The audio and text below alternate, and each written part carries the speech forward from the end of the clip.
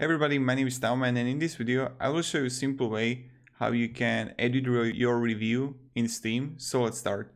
The first thing you need to do is click on your review profile. So right up corner, view profile. And now in the right down in the current online, you're gonna see reviews here. Let's click on it. And right when you got it, you're gonna see your review here. Okay, let's click on it.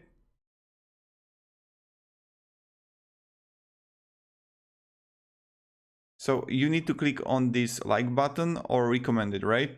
On these two. And now you're gonna see like edit review. And you can just click on it and just like edit. I'm lying. Or whatever. So this is how we do it. Thank you very much for watching. If you have any questions, ask me down below in the comments.